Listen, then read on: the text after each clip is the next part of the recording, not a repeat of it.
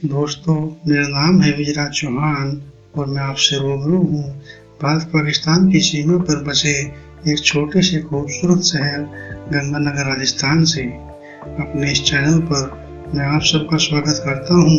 यहाँ पर आप मेरे लिखे नाटक, उपन्यास और कहानियाँ मेरी आवाज़ में सुन सकते हैं। दोस्तों, चलिए शुरू करते हैं आज के उपन्यास को।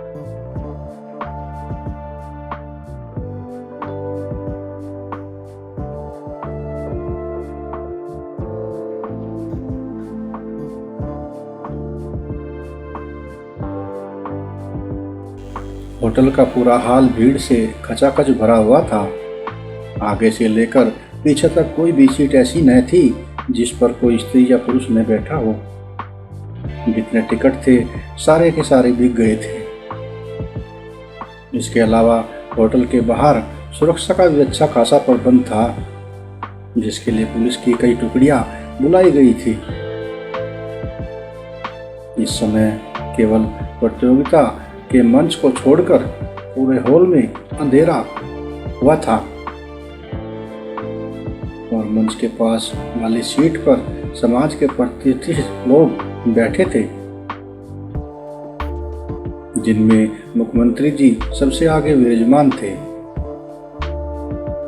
उनके दाएं बाएं भी उन्हीं के स्तर के लोग आसीन थे। इनके पीछे कुछ व्यापारी वर्ग बैठा था। इस समय सभी के सभी लोगों की आंखें और कान मंच पर होने वाली हलचल पर लगे थे। मंच पर प्रतियोगिता का उद्घोष हुआ तो सभी लोगों ने तालियां बजाकर अभिनंदन किया।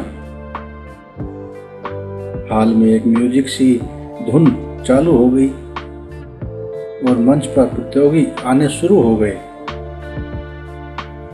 मंच के एक तरफ लाल जी का समूह बैठा था तो दूसरी तरफ चंद समिति के सदस्यों की कतार लगी हुई थी, जो आने वाली प्रतिभागियों की चाल ढाल देखकर नंबर लिख रहे थे। पहले राउंड में अनेकों लड़कियां मंच पर आई, जो एक विदेशी संगीत की धुन पर कैटवॉक करती चली आ रही थी। सभी ने अपनी अपनी पसंद की पोशाक पहनी हुई थी। इस समय कोई अपने पेट की सुगढ़ता को दिखाने का प्रयास कर रही थी तो कोई अपनी कमर की नाजुकता को दिखाने का प्रयास कर रहे थे। वो सभी मंच के एक तरफ को जा रही थी। मंच पर बैठे लाल जी इस समय आती जाती प्रतिभागियों को ऐसे देख रहे थे मानो आज साक्षात देवी के दर्शन हो गए हो। लारा और ऐश्वर्या भी इस समूह में शामिल थी। लारा ने एक सुनहरी रंग का गाउन पहना था और वह भी मंच पर सीने को ताने ऐसे आत्मविश्वास से चल रही थी मानो वही सबसे सुंदर हो। मंच पर सामने आते ही लारा ने मंत्री जी को कातर आंखों से देखा, जिसके जवाब में मंत्री जी ने भी उसे कातर आंखों से देखा। इस पर लारा मन मन मुस्कुराई और आगे बढ़ गई। लारा आगे थी तो उसके पीछे ऐश्वर्या भी आ रही थी। उसने भी कपड़े तो लगभग लारा जैसे ही पहने थे, लेकिन उसकी चाल में ऐसा विश्वास दिखाई नहीं दे रहा था जैसा लारा में। वह कुछ सहमी सहमी सी चल रही थी। एक के बाद एक लड़की आई और समिति पर अपने आकर्षण का प्रभाव छोड़ते हुए चली गई। उनमें से अधिकांश तो बड़े आत्मविश्वास के साथ अपनी शारीरिक सुंदरता को पेश कर रही थी, लेकिन कुछ लड़कियां ऐसी भी थी जिनमें शर्म और हया के कुछ अवशेष बाकी थे। और वो थोड़ी शर्मा रही थी। इसलिए पहले ही राउंड में उन्हें चयनकर्ताओं का कोप झेलना पड़ा और उन्हें प्रतियोगिता से बाहर कर दिया गया। लेकिन लारा और ऐश्वर्या की स्थिति दूसरे राउंड में भी बनी हुई थी। कुछ मिनटों के बाद सुंदरियों का दूसरा राउंड शुरू हुआ। एक एक करके बालाई फिर मंच पर आने लगी। इस बार लारा ने एक लहंगा पहना हुआ था और सीने पर एक 4 अंगुल चौड़े काले रंग का रिबन बांधा था। हफ्तों से भूखे अंदर धसे पेट के साथ उसका शरीर ऐसी मुद्रा और अनुपात बनाए हुए था कि देखने वालों की आंखों में अनायास ही चुभ जाए।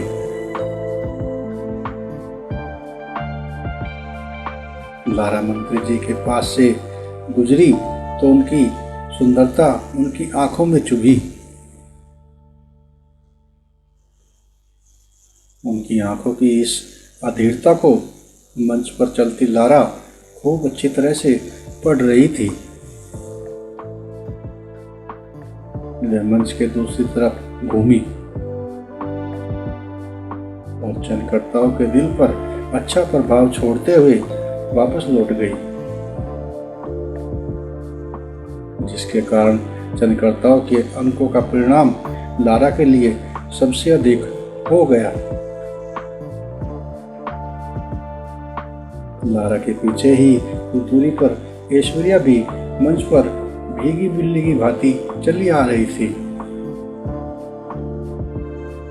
उसने भी एक लहंगा पहना था जो इस समय उसके पेट के साथ इतना अच्छा अनुपात नहीं बना रहा था जितना अच्छा लारा बना रही थी।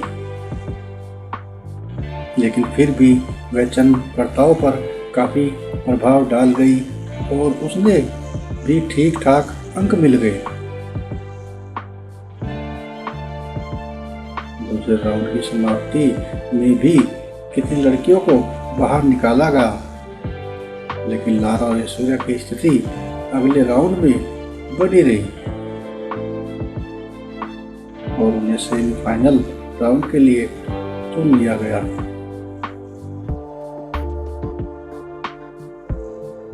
दोनों राउंडों में काफी लड़कियों को प्रतियोगिता से बाहर निकाला जा चुका था, इसलिए सेमीफाइनल में पहुंचने वाली लड़कियों की संख्या दर्जनों में सिमट कर रह गई थी, जिनके बीच लारा और ऐश्वर्या का मुकाबला काफी संघर्षशील हो गया था। लारा ने अपने दूसरे राउंड में तो अच्छे अंक पा ही लिए थे, लेकिन वह इस राउंड में भी किसी से पीछे न रहना चाहती थी। इसलिए उसने इस राउंड के लिए अलग से ड्रेस तैयार कराई थी और एक स्विमिंग सूट पहनकर मंच पर आई। अपनी इस ड्रेस को पहने मुस्कुराते हुए लारा मंच पर बढ़ी चली आ रही थी। चयन समिति के सदस्यों ने लारा को देखा तो अनायास ही उनके हाथों से कलम उठी और अंक तालिका में सबसे शीर्ष पर जा टिकी। लारा का जादू उन पर चल गया था। मैं मुस्कुराती हुई आगे बढ़ गई। लारा के पीछे ऐश्वर्या भी चली आ रही थी। उसने एक हाफ गाउन पहना था, लेकिन उसके शरीर की सुंदरता और उसके शरीर की बनावट चयनकर्ताओं की नजरों में ज्यादा अच्छा स्थान न बना पाई और इसलिए इस राउंड में वह मध्य में भी जगह न बना सकी और जिसका परिणाम यह हुआ कि उसे फाइनल राउंड के लिए प्रवेश न मिला और उसे प्रतियोगिता से बाहर कर दिया गया। फाइनल राउंड के लिए केवल 5 सुंदरियों का चयन हुआ, जिसमें लारा सबसे मजबूत स्थिति बनाए हुए थी और इसलिए सभी निगाहें उसी पर केंद्रित होने लगी थी।